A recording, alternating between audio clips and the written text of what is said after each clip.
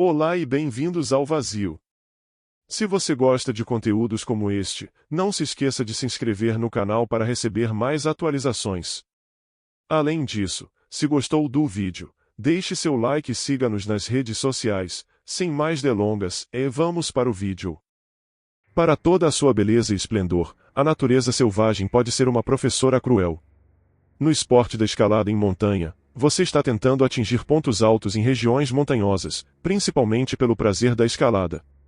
Embora o termo seja frequentemente aplicado de forma ampla a caminhadas em montanhas baixas que oferecem apenas dificuldades moderadas, ele é mais propriamente restrito à escalada em localidades onde o terreno e as condições climáticas apresentam tais perigos que, para a segurança, uma certa quantidade de experiência prévia será necessária. Para os não treinados, o montanhismo é um passatempo perigoso. Clique nos botões de inscrever-se e curtir. Este é Desastres ao Ar Livre. Elevando-se acima de uma cena rica em vida selvagem extraordinária, lagos intocados e terreno alpino, a Cordilheira Teton se ergue como um monumento às pessoas que lutaram para protegê-la. Estas são montanhas da imaginação, montanhas que levaram à criação do Parque Nacional Grand Teton, onde você pode explorar mais de 200 milhas de trilhas, flutuar pelo rio Snake e desfrutar da serenidade deste lugar notável. O parque abrange grande parte da Cordilheira Teton e a maior parte de Jackson Hole, um vale fértil a leste dos Tetons, através do qual corre o rio Snake. Os picos cobertos de neve escavados por geleiras da cordilheira, cujo ponto mais alto é o Grand Teton, a 13.770 pés acima do nível do mar, se erguem cerca de 7.000 pés acima de Jackson Hole. As montanhas íngremes e acidentadas dão lugar à paisagem morânica do vale, que é pontilhada com lagos glaciais de vários tamanhos. O mais conhecido desses é o Lago Jenny, que fica na base dos picos mais altos. Uma das histórias mais ousadas na história da escalada, o resgate na face norte do Grand Teton, é um conto que muitos não ouviram, mas é considerado um dos resgates de escalada em montanha mais lendários e ousados de todos os tempos. Na década de 1960, o montanhismo e a escalada em rocha ainda eram esportes de nicho. Não havia academias de escalada e os escaladores eram vistos como parte de uma contracultura nas montanhas dos Estados Unidos. Um dos destinos de escalada mais populares do país era o Parque Nacional Grand Teton.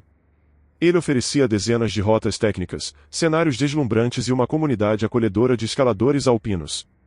A face norte do Grand Teton era uma rota intimidante que era técnica, perigosa e estava na lista de muitos escaladores. Ela foi escalada pela primeira vez em 1936, mas tinha escapado de muitos escaladores nos anos seguintes. A face norte do Grand Teton não é uma escalada técnica especialmente difícil pelos padrões de hoje, com pelo menos uma rota nunca excedendo uma classificação de 5.8, um grau moderado. Frequentemente há neve e gelo nas chaminés, um desafio particular considerando as antigas botas de montanha que os escaladores usavam na década de 1960. Muitos perigos ao escalar a face norte. Você não consegue ver o clima se movendo do sudoeste, de onde frequentemente vem nos Tetons. Tempestades podem se mover rapidamente e prender os escaladores na face exposta. Além disso, há a queda de rochas. As chaminés frias e as saliências da face norte acumulam neve e gelo que seguram as rochas caídas. À medida que o sol aquece a face, a neve libera as rochas que caem ganhando velocidade enquanto quicam na montanha. Foi uma dessas quedas de rochas que, segundo Gaylord Campbell, cortou a corda e o jogou para fora da montanha. Lorraine McCoy conheceu Gaylord Campbell como parte de um clube ao ar livre na Universidade de Illinois, onde ela aprendeu a escalar. Eles chegaram aos Tetons no início do verão e escalaram com sucesso o Grand Teton pela rota Owen Spalding, uma das maneiras mais populares e fáceis de chegar ao topo, assim como Mount Moran. Depois viajaram para o Canadá, onde escalaram vários picos antes de retornar aos Tetons. Campbell queria escalar a face norte no inverno, então a subida no verão era uma forma de verificar a rota. Lorraine McCoy, então com 21 anos, estava fazendo segurança para seu parceiro de escalada, Gaylord Campbell, na face norte do Grand Teton em 22 de agosto de 1967, quando ouviu uma explosão, um estrondo alto de rocha batendo em rocha. Ela estava situada sob uma saliência e não conseguia ver seu parceiro. Ela apertou a corda que ele estava preso, esperando uma queda. Mas em vez de sentir a corda esticar com o peso do corpo, ela voltou vazia, cortada. Quando a corda voltou para McCoy vazia, ela começou a gritar. Logo abaixo do cume, a grande rocha lançou Campbell pela face rochosa. Ele ficou gravemente ferido. Ouvindo ele responder, ela fez seu caminho até a saliência de onde ele chamava e o encontrou deitado com ossos saindo de sua perna inferior. Usando pioletes e fitas, ela estabilizou a perna, fez uma tala e envolveu seu parceiro em um saco de dormir, começando a gritar por ajuda. Ela piscou SOS com sua lanterna, mas nunca viu nenhuma resposta. Não havia como ela descer a face com Campbell sozinha.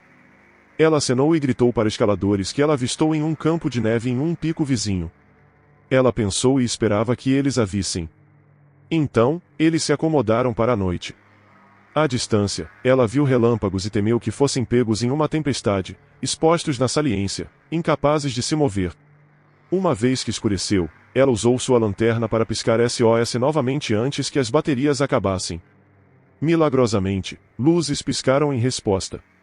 2 escaladores ouviram os gritos de ajuda enquanto escalavam o Mount Owen. Eles desceram correndo para a estação de guardas de Jenny Lake e relataram a Ralph Tinge. Eles apareceram na porta da cabana de Tinge para relatar que, enquanto estavam no Mount Owen, ouviram gritos de ajuda vindos da face norte. Uma batida tão tarde da noite quase sempre significava que algo estava errado. Ralph Tinge, com apenas 22 anos, chamou os outros guardas e começou a avaliar a situação. Tinge dirigiu até um ponto de observação que dava diretamente para o Gran e, à distância ele viu o SOS piscando e respondeu piscando as luzes de seu caminhão para avisar que a ajuda estava a caminho. Ao amanhecer, Tinge usou um telescópio e viu uma pessoa andando e a outra deitada em um saco de dormir na segunda saliência da face. Ninguém sabia ainda a extensão dos ferimentos na montanha, mas a localização indicava que era sério. Nunca tinha havido um resgate na face norte. Tinge viu as lanternas de Lorraine e respondeu na mesma moeda, mas ela nunca conseguiu entender sua resposta. Enquanto a dupla passava sua primeira noite no Gran, ela não sabia que uma equipe de alpinistas talentosos estava fazendo seu plano. Os Tetons atraíam os melhores escaladores do continente nos anos 60, e muitos deles decidiram trabalhar como guardas florestais para poder viver dentro ou perto do parque. Naquele verão, havia 4 guardas de escalada no Jenny Lake: Tinge, Bob Irvine, Rick Risse e o chefe dos guardas, Pat Sinclair. Para grandes trabalhos, os guardas às vezes chamavam reforços. Ted Wilson e Mike Hermat trabalhavam no distrito norte do parque, ambos eram escaladores excepcionais e parceiros regulares dos guardas de escalada. Aconteceu que os montanhistas de classe mundial Lee Ortenberger e Bob Irvine estavam no cume do Gran e rapidamente desceram para ajudar nos esforços. Os guardas treinavam e pensavam em diferentes resgates. O que fazer se algo acontecer nas lajes do Mount Moran? E se alguém cair no Symmetry Spire? O grande desafio sempre foi a face norte. Era uma terra de ninguém, disse Wilson. Acho que todos se arrepiavam à sua maneira. Lembro-me de um calafrio subindo minha espinha. Wilson não tinha telefone em sua cabana. Ele soube do resgate com uma batida na porta. Pegue seu equipamento. Jenny Lake chamou. Eles têm um resgate na face norte. Foi aí que sentiu calafrio, disse ele. Ortenberger e Irvine esperaram para encontrar o resto da equipe na montanha, já que estavam lá em cima. Também foi sorte que o tempo estava claro e continuaria estável pelos próximos 3 dias. Quando os primeiros socorristas chegaram à saliência onde Campbell estava, viram sua perna com uma fratura exposta na tíbia, com o osso saindo. O guarda Ted Wilson teve a primeira visão dos 2 ossos atravessando a pele na perna de Campbell e sentiu um nó no estômago. Ele não estava enjoado, os ossos quebrados apenas deixaram claro o que esperava a equipe de resgate. Eles imobilizaram a perna do quadril para baixo e sabiam que uma travesseira, que é como uma cadeira que um guarda carrega, não funcionaria, apesar de Campbell afirmar que era a maneira de descê-lo. Os socorristas optaram por colocá-lo em uma maca. Ao chegar, Campbell reclamou que os pitões estavam de cabeça para baixo. Na primeira noite, Gaylord passou um tempo considerável tentando convencer os socorristas de que era o melhor escalador do mundo e criticando suas decisões e seu equipamento. Na época, eles descartaram seus desvarios como sendo de uma pessoa gravemente ferida, cuja mente estava turvada pela morfina. De qualquer forma, as tarefas de babá muito necessárias foram entregues a Ted Wilson. Campbell nunca agradeceu. Não havia chance de um resgate de helicóptero, e os ferimentos de Campbell significavam que ele tinha que ser baixado em uma maca até o glaciar abaixo, onde uma plataforma de pouso nivelada havia sido esculpida na neve. Decidiram não levá-lo montanha acima, pela parte mais íngreme da face, com um sistema de guincho dolorosamente lento que aumentaria a exposição de todos aos deslizamentos de rochas e exigiria várias âncoras para balançar a maca de um lado para o outro. Em vez disso, optaram por descer para o desconhecido. O resto da equipe fez seu caminho até a saliência e começou a planejar a descida. As características da face norte incluem saliências que dão aos socorristas a chance de se reagruparem e configurarem novas âncoras. Essas saliências, no entanto, acumulam neve e gelo e, à medida que o dia esquenta, a neve libera pedaços de rocha. Zins periódicos inesperados passando, alguns do tamanho de bolas de tênis, grandes o suficiente para ferir gravemente qualquer pessoa que atingirem. Rochas maiores, do tamanho de bolas de softball e de futebol, são suficientes para lembrar você de sua mortalidade. Cada deslizamento de rochas emite um cheiro sulfuroso enquanto o impacto transforma a rocha em pó com um estrondo percussivo.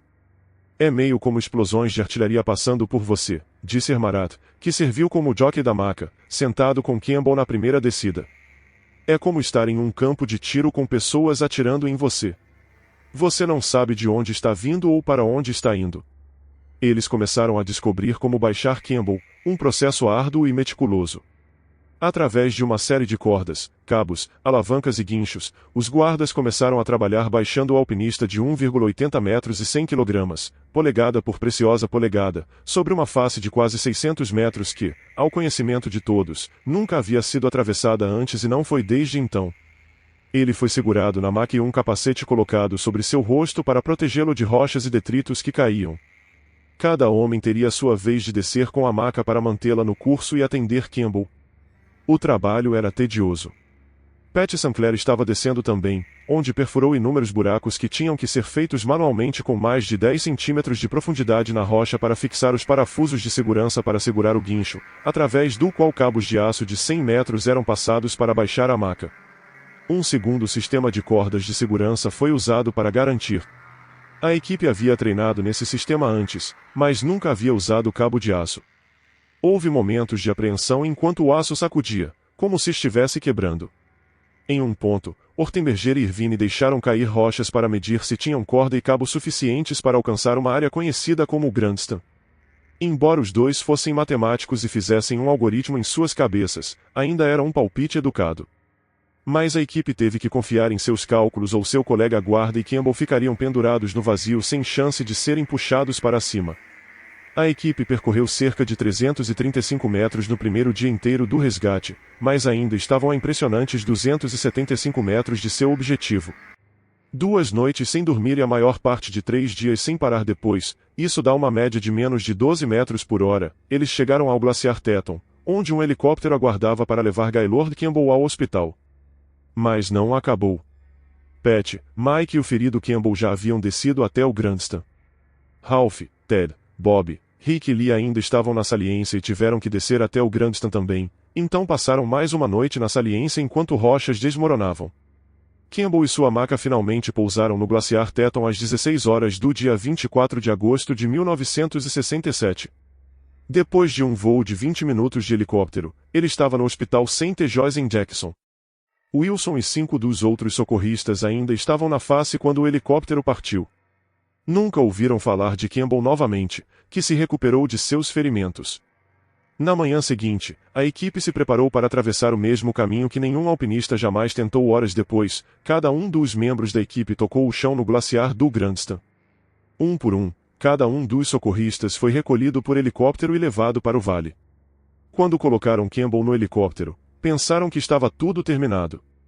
O resgate foi um sucesso, Campbell sobreviveu e se recuperaria completamente, e ninguém mais se feriu nos esforços. Em entrevistas após o evento, Campbell criticou a habilidade e as decisões dos guardas. Quase 50 anos depois, Campbell continuou a criticar os homens em entrevistas. Durante o resgate, Campbell pouco reclamou da dor, mas frequentemente tentava controlar o resgate de sua posição na maca. Ele mostrou pouca apreciação pelos esforços da equipe de resgate e, na verdade, criticou algumas das estratégias usadas para salvar sua vida. Ele ignorou todas as tentativas de contato de seus socorristas. As críticas de Campbell foram justamente ignoradas, e os guardas de Jenny Lake se viram no centro de um frenesi midiático, com revistas e jornais querendo entrevistas para matérias nacionais. Pat, Ralph, Ted, Bob, Mike e Rick estavam pouco preparados para toda a atenção. A saga foi coberta por várias publicações nacionais cujos repórteres desceram em Jackson. A Reader's Digest publicou uma história intitulada The Impossible Rescue. Mais tarde, no início do verão de 1968, sob ordens do presidente Lyndon B. Johnson, os guardas foram levados a Washington, D.C., onde cada membro da equipe recebeu uma medalha de valor do secretário do Interior, Stuart Udall. Udall chamou de a Resgate Imaculado. Mais tarde, naquele mesmo dia, Bob Kennedy foi assassinado, e a comoção sobre o resgate rapidamente desapareceu. Depois disso, a vida seguiu seu curso. Os 6 guardas de resgate conseguiram diplomas universitários, formaram famílias, adquiriram hipotecas e seguiram carreiras. Pat Sinclair tornou-se professor de inglês no Evergreen College, em Washington. Bob Irvine, professor de matemática na Weber State College, em Ogden. Mike Ermart, professor de história em Dartmouth. Ted Wilson, após 3 mandatos como prefeito de Salt Lake, tornou-se professor de ciência política e diretor do Hinckley Institute of Politics, na Universidade de Utah. Rick Reese trabalhou na conservação e no escritório de assuntos comunitários da Universidade de Utah. Somente Ralph Tinge, depois de obter um diploma na Universidade de Utah em grego clássico e estudar para um doutorado em línguas do Oriente Próximo em Johns Hopkins, permaneceu no serviço de parques. Ter essa experiência com meus companheiros é algo que transcendeu qualquer coisa que experimentei na vida, disse Wilson. Para a RHYS, não foi algo que alterou sua vida ou introspectivo, foi uma rara oportunidade de passar 3 dias escalando com seus melhores amigos nas montanhas. Naquele fim de semana, há 42 anos, 7 homens realizaram um resgate técnico que, na época, foi notável não apenas por sua técnica, mas também pelo resultado impecável. O resgate ficará na memória. As montanhas apresentam uma variedade de perigos, incluindo clima imprevisível, quedas de rochas, fendas ocultas e avalanches. Por essa razão, o trabalho em equipe é vital para que o grupo alcance seus objetivos com segurança.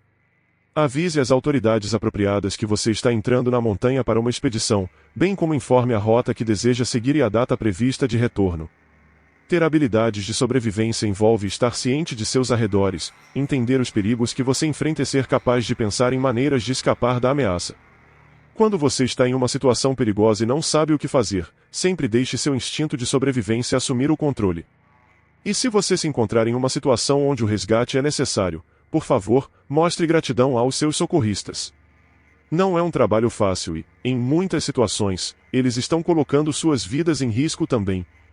Levar essas habilidades em consideração e praticá-las antes de embarcar em uma excursão de montanhismo quase garantirá evitar um desastre ao ar livre. Se você gostou do vídeo, deixe seu like e siga-nos nas redes sociais para não perder nenhuma novidade. Se ainda deseja ver mais desse tipo de conteúdo, clique nos vídeos que estão aparecendo na tela. Obrigado por assistir e até o próximo vídeo.